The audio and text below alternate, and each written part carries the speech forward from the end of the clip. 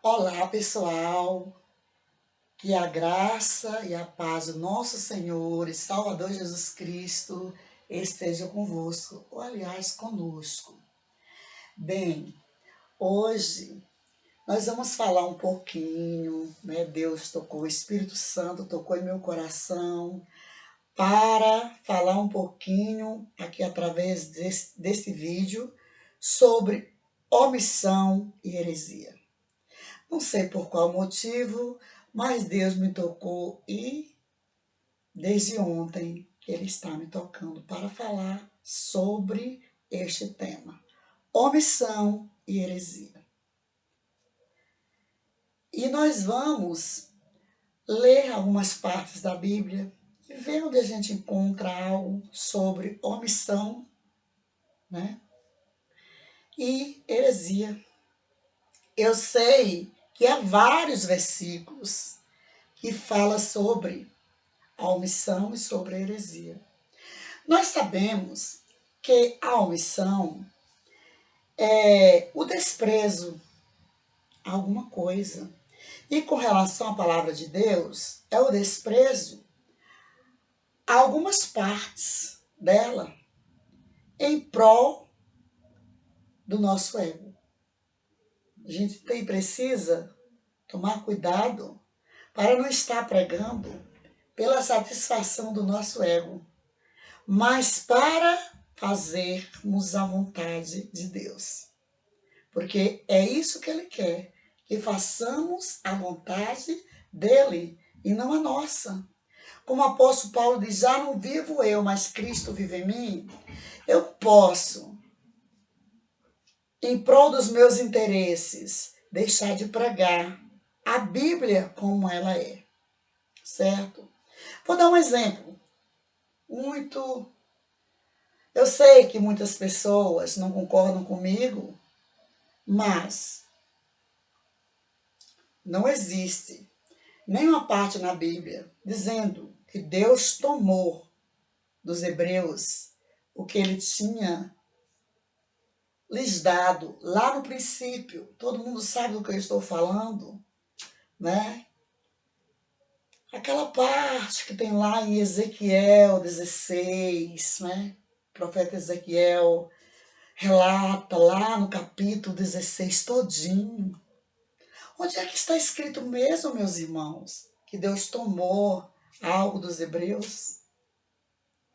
Pelo que eu saiba, Deus ficou irado quando Moisés, depois de muito tempo de estar lá no monte, quando ele foi receber a tábua dos 10 mandamentos, e ele demorou, o povo achou que ele estava demorando, e o povo, né, aperreou o seu irmão Arão, que era sacerdote. Ah, nós precisamos de um Deus para adorar. Na Bíblia que diz, eu que estou falando, por certo, eles tinham Moisés como um Deus, porque eles queriam Deus para adorar. E ali eles ficaram tão chatos diante de Arão, ao ponto de influenciarem Arão a concordarem com eles, de forma que tiraram tudo que tinha, né, de ouro, né, de seu corpo, enfeites que eles usavam muito, né? Foi tudo Deus que tinha dado. Que diz lá que Deus tirou a menina da lama, deu tudo do bom e do melhor, comidas, as melhores vestes, os melhores perfumes, adornos, e nós sabemos como eram esses adornos, né? Sabemos que muitos adornos que o pessoal da época usava também era idolatria, nós sabemos. Contudo, nós sabemos que Deus deu para eles muitos adornos. Mas não diz a Bíblia que Deus tomou, não. Quando Raquel foi prendida com vários ídolos de ouro, é porque ali eram ídolos mesmo, gente. Não eram enfeites para o corpo, não. Eram ídolos mesmo, porque naquele tempo eles tinham os ídolos de ouro, era equivalente a uma escritura de uma casa, por exemplo, documentos de terreno. E Raquel ia embora com o seu esposo e ela levou como garantia. Quer dizer, ela não deveria ter feito isso. Foi o correto que ela fez? Não. Não foi correto, ela roubou. Praticamente roubou do pai. Certo? E eram ídolos mesmo. Naquele tempo tinha ídolos mesmo. Mas o que Deus deu não foi ídolo. Deus não deu ídolo para o homem. Não deu. Eram adornos, era para enfeitar os seus corpos. Tem muita gente que gosta. Eu não gosto. Eu não gosto. Eu não gosto. Uso anel. Porque também Deus, quando José chegou na casa do faraó e foi honrado pelo faraó, o faraó colocou logo no dedo dele um anel. O filho pródigo, quando voltou para a casa do pai, nós sabemos da parábola do filho pródigo, após ele tomar banho, se arrumar, se perfumar, colocou um anel em seu dedo. Não é mesmo? Então, gente, nós não podemos falarmos que na Bíblia há algo que não há. Porque se nós falarmos que na Bíblia há algo que não há, nós estaremos pregando heresia. E se nós deixarmos de falar o que exatamente há na Bíblia, nós estamos praticando a omissão de uma palavra que Deus veio, na pessoa de Jesus Cristo, encarnado como Jesus, trazer para nós a preço de sangue, para que nós viéssemos dar continuidade a essa palavra, de modo que na Bíblia está escrito: tudo passa, mas minhas palavras não hão de passar. É a palavra do Senhor que diz isso. Eu estou pregando aqui o que o apóstolo Paulo um dia pregou, o que Pedro um dia pregou, E por falar em Pedro, Pedro também fala sobre o exagero, sobre os enfeites das mulheres. Peraí, para você adorar a Deus, você precisa realmente estar do jeito que alguém fala que você tem que estar? Veja bem, é certo ou errado alguém estar na frente de terno, gravata, camisa branca, todo bonitão, ou toda bonitona com a sua roupa, seu blazer, lá na frente, pregando a palavra? Ou se chegar alguém possessa ali, ela está vestida daquele jeito? Quer dizer que uma pessoa, se ela estiver no campo, lá com seu chapéu na cabeça, a sua roupa de lavrador, ela não vai poder pregar palavras de Deus do mesmo jeito? A mulher está em casa lá com seu avental, sua roupa de trabalhar em casa, ela não vai poder pregar a palavra do mesmo jeito que uma mulher está lá com a saia comprida, com a roupa toda composta aos olhos humanos. Composta quer dizer sim, decente, Porque também ela em casa não está indecente, mas ela não está bem arrumada. É isso que o apóstolo Pedro quis dizer, gente. Não faz diferença. A maneira, a gente não pode escandalizar, exagerar. A gente precisa ser moderado. O que tem na Bíblia é isso aí. Ser moderado em tudo. Tanto no vestir, quanto no falar, quanto no olhar, quanto no andar. Olha, se nós estivermos em um lugar e ficarmos olhando demais para uma pessoa, o que é que vai acontecer? A pessoa vai perguntar o que está acontecendo. É óbvio. Exagero. Você não pode ficar encarando ninguém assim. Se você comer de forma exagerada, você vai ficar com problema de saúde. Se você comer também menos do que você deve comer, você também vai ficar desnutrido. Se você comer somente o que você gosta de comer, você vai ficar desnutrido, vai faltar algum tipo de vitamina ou de cálcio, alguma substância que seu corpo precisa. A Bíblia nos ensina, a Bíblia é correta, gente. É o livro mais atualizado que existe. A gente não pode tirar nem o J nem o tio. Como está escrito aí, eu vou até sentar aqui um pouquinho para eu poder ir para as referências. Mas a primeira referência que eu quero ler aqui, meus amados, se encontra no livro aqui, ó, do apóstolo Tiago, capítulo 4. Olha o que diz aqui. Devemos resistir às paixões. De quais paixões mesmo o apóstolo Tiago está falando aqui? São as coisas que satisfazem o nosso ego. Muitas vezes, pessoas deixam de pregar partes da Bíblia para a satisfação do seu ego. Não é? Ou esquece que a Bíblia é um livro de história que conta a história desde o Velho Testamento a não sei quantos mil anos antes de Cristo e não sei quantos 3.000 anos, vamos colocar, depois de Cristo. Não sei se é exatamente isso, né? Mas suponhamos isso. É um livro de história, gente, tá? É um livro de história, histórias verídicas. Cada época foi uma época. A Bíblia muda? Não. A palavra de Deus muda? Não. A palavra de Deus não muda, não. Contudo, é um livro de história.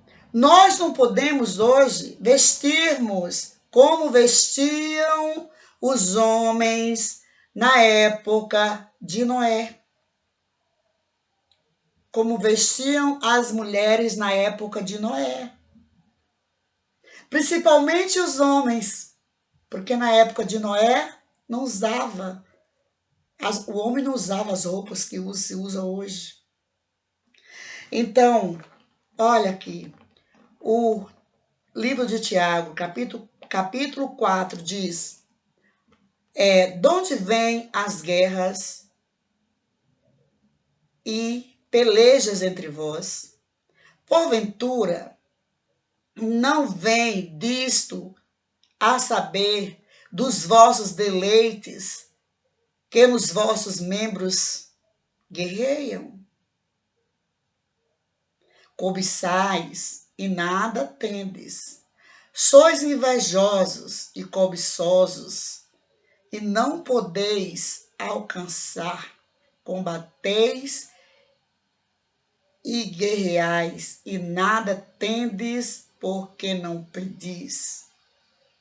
Pedis e não recebeis, porque pedis mal, para o guardardes em vossos deleites. Gente, muitas vezes a pessoa pede o batismo com o Espírito Santo e fica pedindo o tempo todo. E nós sabemos que pessoas batizadas com o Espírito Santo, né? Nós sabemos que o Espírito Santo as usam de maneira que Deus, através delas, expulsam castas de espíritos malignos e há curas, há libertações. Contudo, Deus não deixa que pessoas com ego elevado sejam alcançadas por tais dons. Deus não deixa, porque ela vai achar que é dela mesma, ela irá ficar prepotente, achando que é ela, que é ao punho dela tudo o que está acontecendo, que é pela sabedoria dela, que é pela capacidade dela, e é tudo de Deus, tudo pertence a Deus, né? Tudo pertence a Deus. Quando nós olhamos a oração de Ezequias, curtinha, mas um tanto prepotente, quando ele disse para o Senhor olhar para ele, servo bom, fiel,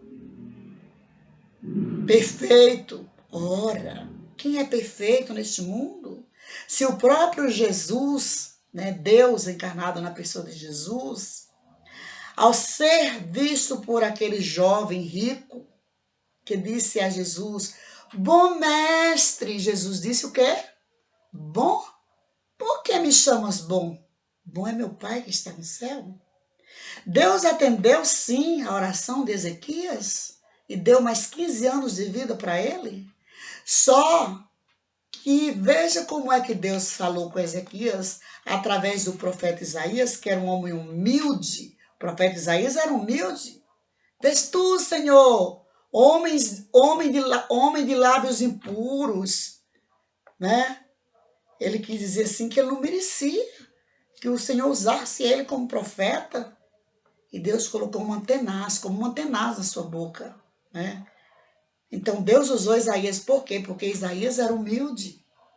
E Deus usou Isaías para falar com Ezequias, que iria acrescentar a ele mais 15 anos de vida.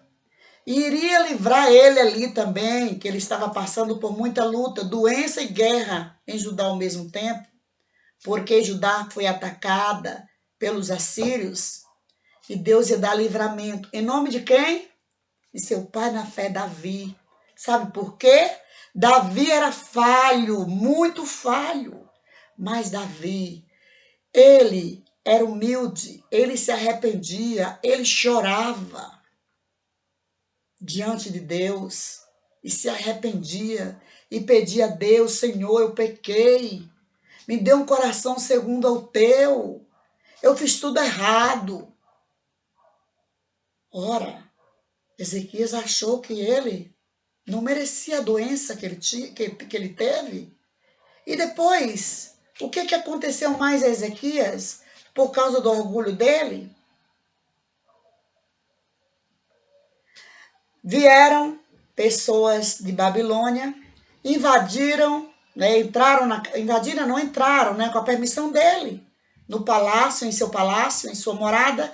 Ele mostrou tudo que ele tinha, até as herdades, né, o que ele herdou de seus pais, mostrou tudo. Deus falou mais uma vez a Ezequias através de Isaías. De Isaías, gente. Às vezes eu confundo com Jeremias, mas é Isaías, tá? Falou mais uma vez através de Isaías. Veio alguém à tua casa, né? Aí ele explicou tudo. Ele disse, pois é, eis que levarão tudo para a Babilônia. Tudo para a Babilônia. Tudo que é teu, todos os teus tesouros, até o que tu herdaste do teu pai, dos teus pais. Até teus filhos serão levados como eunucos para servirem no palácio do rei de Babilônia. Então, por que Deus fez isso com Ezequias? Né? Deus sabia que ele era falho. E Deus não queria que Ezequias perdesse a sua salvação. Porque tudo que vem de Deus é bom. Que seja permissão ou pela vontade. Tudo que vem da parte de Deus é bom. O 4 diz, adúlteros e adúlteras, não sabeis vós que a amizade do mundo é inimizade contra Deus? Portanto, qualquer que quiser ser amigo do mundo, constitui-se inimigo de Deus. De que mundo é que Deus está falando aqui, gente? É o mundo da ganância, o mundo do eu, o mundo do quero-quero. Muitos escondem, omitem partes da palavra, não prega a palavra como ela é. Cuidado, a gente tem que tomar cuidado para não ensinar errado. A gente tem que ensinar as pessoas a serem sóbrias, serem moderadas, não serem exageradas em nada, nem no vestir, nem no comer, nem no falar, em nada, nem no dormir, nem no ficar acordado, porque a gente precisa dormir, a gente precisa ficar acordado para trabalhar, a gente tem hora para comer, tem o tempo certo para ficar sem comer, porque tudo exagero é pecado e faz mal para o corpo e para a alma, para o espírito. né? Então, ó, 5 diz, ou cuidais vós, que em vão diz a Escritura, o Espírito em nós habita, tem ciúmes? O Espírito que em nós habita tem, ou cuidais vós, que em vão diz a Escritura, o Espírito que em nós habita tem ciúmes? O 6 diz, antes da maior graça, portanto diz, Deus resiste aos soberbos, dá, porém, graças aos humildes. Tem muita gente aí achando que humildade está na roupa, está no cabelo, está na maneira de falar, está no grau de estudo que a pessoa tem. A gente precisa tomar cuidado. Quanto mesmo valia as vestes de Jesus? Conforme os estudiosos, não é a Bíblia que está falando aqui. Eu ainda não vi isso na Bíblia. Mas conforme os historiadores, as vestes de Jesus eram as mais caras. A túnica que Jesus usava era a mais cara que existia. E as vestes sacerdotais? Quanto mesmo valia cada veste sacerdotal? Mas Deus usava aquele povo, porque tinha humildade. Ser humilde não é dormir no chão, não é morar numa casa ruim, não é vestir-se mal. A pessoa pode ser humilde, dormindo no melhor colchão, na melhor cama, ou dormindo numa esteira, sentando no melhor sofá, no trono, ou num banquinho, ou no chão. Humildade independe de propriedades, de bens, de tesouros. A pessoa pode ser humilde, tendo ou não tendo bens materiais. E pode ser exaltada, prepotente, cheia de do egoísmo, tendo ou não tendo bens materiais. Quando nós vamos pregar a palavra de Deus, a palavra é de Deus. A gente não pode omitir e nem pregar heresia, dizer que está escrito sem estar escrito, e nem omitir. Quando se vejo muitos pregando a palavra da cura de Naamã, mas não prega por completo. Quem era Naamã? Qual era o lugar que Naamã frequentava? Como é que está realmente escrito lá? Quando ele pediu ao profeta para ele ir lá na casa lá daquele Deus lá da agricultura, que para nada serve, né? O Rimó. E o que é que o profeta disse? O que é que está escrito realmente? A gente não pode omitir e nem mentir. Omissão é desprezo à palavra. E Deus não quer que a gente despreze a palavra dele, não. Não pode acrescentar e nem tirar. Nem acrescentar e nem tirar, nem um jota e nem um tio da palavra de Deus. O 7 diz, sujeitai-vos, pois, a Deus, resisti ao diabo, e ele fugirá de vós. Chegai-vos a Deus, e ele chegará a vós. Alimpai as mãos pecadoras, e vós, de duplo ânimo, purificai os corações. O que é esse duplo ânimo? O ânimo que nós devemos ter com relação à palavra de Deus é de pregar a palavra como ela é. E não de satisfazer a nós, não. Como é que eu posso abrir a minha boca e falar que algo está escrito na Bíblia sem estar? Que Deus fez algo sem fazer? Não posso fazer isso. Eu vou estar mentindo. E Deus abomina a mentira. Olha o que aconteceu com Geazi. Geazi, o profeta Eliseu, não quis receber as dádivas de Naamã. Geazi foi lá, escondeu na estrada, correu atrás do carro de Naamã com todas as riquezas e disse, meu Senhor mandou te dizer que há uns filhos dos profetas na montanha que estão precisando desses bens. Mentiu. E o que aconteceu com Geazi? Ele foi acometido com a lepra e toda a semente dele, qual é a semente? De que semente é que fala? Os descendentes de Geazi iriam também serem leprosos como ele? Que nós venhamos a pregar a palavra como ela é. Aqui, ó, Gálatas, Gálatas 1, do 6 ao 7, vamos ver o que é que diz aqui. Gálatas 1, do 6 ao 7, está escrito: a inconstância dos Gálatas, Paulo vindica a autoridade divina do seu apostolado e da sua doutrina. 6, né? Maravilho-me de que não despreza, aliás, desculpa, maravilho-me de que não, maravilho-me de que tão depressa passasseis daquele que vos chamou à graça de Cristo para outro evangelho, o qual não é outro, mas há alguns que vos inquietam e querem transformar o evangelho de Cristo. A palavra de Deus que está dizendo isso. Muitos estão aí criando teologias diferentes, mudando a palavra de Deus.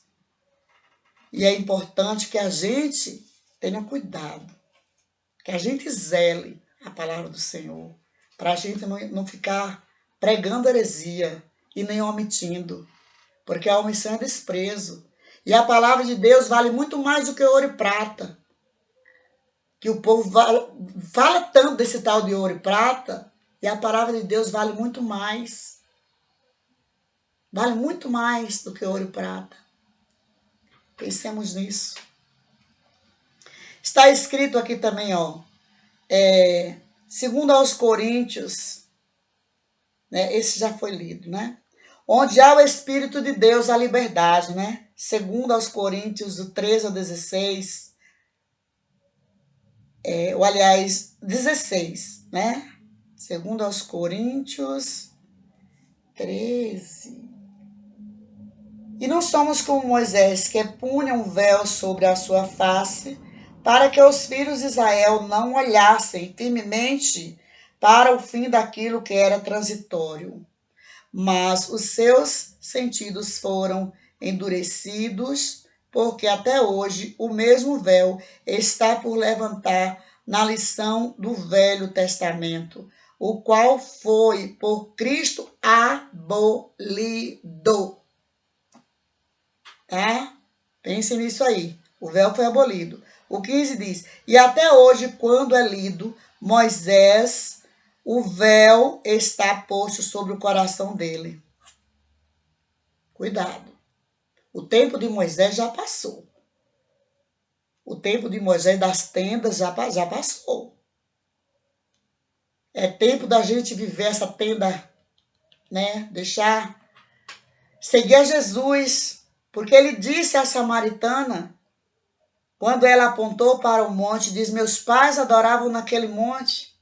Ele disse: haverá de chegar o dia, e já é chegado o dia, do qual os verdadeiros adoradores adorarão ao Pai em espírito e em verdade. É bom que estejamos juntos congregando, é mandamento, congregai o meu povo, mas o adorador, o verdadeiro adorador, adora a Deus de onde ele estiver. Porque Deus nos criou para sermos edifício dele, templo do Espírito Santo, certo? É correto a gente se reunir em um local para congregarmos juntos? Porque, como está escrito, um cordão de 2 dobras é mais forte do que um de uma, de 3 é mais forte ainda, de 4 mais forte, e assim sucessivamente, tá? O 16 diz: mas quando se converterem ao Senhor, então o véu se tirará. Ora, o Senhor é Espírito, e onde está o Espírito do Senhor, aí há liberdade. Quem te escolheu foi Deus. Portanto, ide, pregai o evangelho a toda criatura. Não é tempo mais de brincar de ser cristão.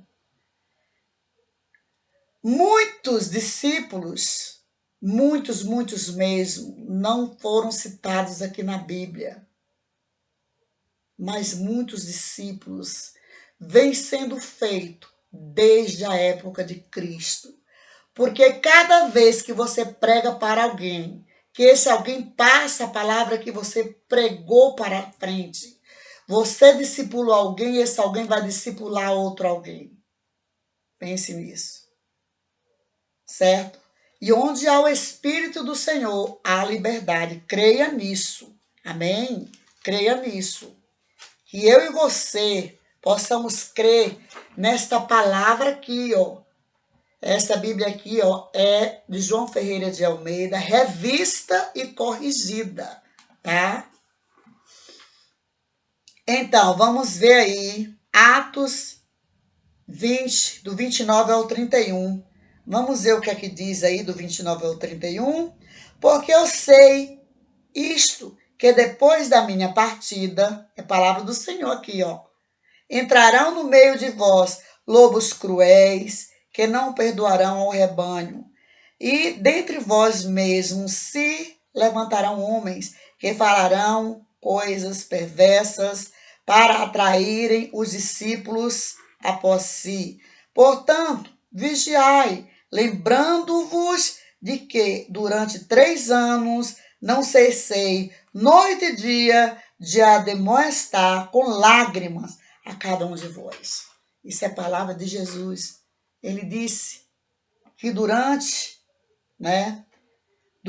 3 anos que foi o ministério dele, ele não cessou de admoestar os discípulos com lágrimas. E não foi só com lágrimas, não. Com muito sangue também, muita dor. Muito sangue, muita dor. Porque até aí, ele ainda não tinha derramado sangue. Ele só estava fazendo uma advertência aos discípulos. E que essa advertência sirva para nós. Que nós não venhamos olhar para os nossos interesses quando formos pregar a palavra de Deus, mas venhamos a pregar a palavra genuína do jeito que ela é. Sem tirar nenhum jota, nenhum tio, sem tirar e nem colocar. Vamos ver se tem mais alguma palavra aqui. Em Mateus 5, do 17 ao 22, diz assim: Não cuideis que vim destruir a lei ou os profetas. Não vim abrogar, mas cumprir. Porque em verdade vos digo que até que o céu e a terra passem, nem um jota ou um tio se omitirá da lei, sem que tudo seja cumprido. Ora, Jesus não veio tirar nada da lei. Jesus veio mostrar como é que tinha que fazer. Deus, na lei de Moisés, mandou guardar o sábado, né? Foi o dia que Deus tirou para descansar. Não foi o domingo, foi o sábado. Contudo, Jesus trabalhou no sábado. Ele trabalhou no sábado. Sabe como? Fazendo caridade. Expulsando demônios de pessoas que estavam perturbadas. Curando enfermos. Saciando a fome de pessoas. A sede tanto da palavra quanto da comida. Porque por onde ele andava, milagres aconteciam. E ele veio mostrar ao povo que estava sofrendo, sem poder fazer nada no sábado. Eu não estou aqui querendo dizer que quem está guardando o sábado está errado. Não. Mas, ao ponto de não poder socorrer uma pessoa, ao ponto de não poder fazer o bem a quem está precisando, de jeito nenhum. Não foi isso que Jesus veio ensinar. Jesus veio ensinar que nós precisamos descansar sim, mas que nós precisamos fazer o bem na hora certa. Agir na hora certa, socorrer uma pessoa na hora certa, não deixá-la padecer. Simplesmente porque é aquele dia que o Senhor tirou para descansar. Mas o dia foi o sábado mesmo, está escrito, ele não veio tirar nada da lei, né? Mas ele veio mostrar como era que deveria seguir. Ele veio ensinar a lei correta, a lei do Pai, a verdadeira lei do Pai. Ele veio ensinar. Amém? E que essas palavras, né, fiquem guardadas no meu e no seu coração. E não deixe ninguém atrapalhar você de pregar a palavra de Deus. Quer seja à distância, como eu estou fazendo aqui agora, através da tela de um computador, da tela de um celular, né, que é um mini computador, ou para multidões nas praças, ou para uma pessoa sozinha, como Jesus pregou para a mulher samaritana no poço de Jacó, ou como ele pregou para o gadareno, né, que era possesso de demônio, que saiu dos sepulcros para encontrar Jesus, e esse gadareno foi um discípulo que saiu discipulando Gadara. Que nós venhamos a sermos corajosos, porque Deus disse, né? Deus disse a Gideão para ser valente, ser corajoso. Ser valente não é sair por aí fazendo mal às pessoas, não. É enfrentar a realidade, é pregar a palavra de Deus como ela é, sem medo, sem temor de errar, tá? Porque Deus coloca a palavra certa na boca da gente.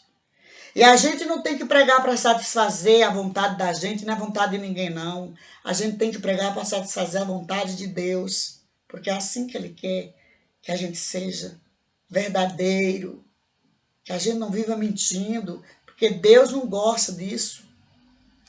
Deus não gosta que a gente, né? Deus não quer que a gente omita a palavra dele e nem que a gente pregue heresia. Ele quer que a gente fale a verdade, porque onde há liberdade, há o Espírito Santo também. Verdade liberta, não é? A verdade liberta. Eu não estou dizendo, lendo um versículo da Bíblia, eu estou falando de mim mesma. A verdade, né, é bíblica, a verdade liberta. Mas onde há a verdade, Deus está, né? Agora, nós temos que ter cautela com relação à verdade. Saber o momento certo de falar a verdade para não causar tragédias, certo? Porque há verdades que têm que ser ditas no momento certo, não na hora que você quer falar. Você tem que pedir a direção a Deus para tudo. Então, fica aí essa palavra de hoje sobre omissão e heresia. Omissão é o desprezo. Quando você despreza uma parte da palavra para satisfazer o seu ego e prega só o que lhe interessa. Heresia é acrescentar, colocar o que não tem dentro da palavra. E dizer, Deus tirou, Deus fez isso, Deus fez aquilo. Há uma forma certa de você saber se é bíblico ou não. Coloque lá na barra do Google. Quando você ouvir uma frase que alguém disse que Deus falou, escreva lá na barra do Google, Reticência Bíblia Online, que você vai encontrar as referências. Se você não encontrar nenhuma referência, é porque não existe essa frase. Não existem esses dizeres. Tá? E que Deus abençoe a todos. E fique aí o meu abraço e um beijo aí no coração de todos. Da sua irmã em Cristo e amiga, professora Ilza Saldanha. Amém? Bye, bye.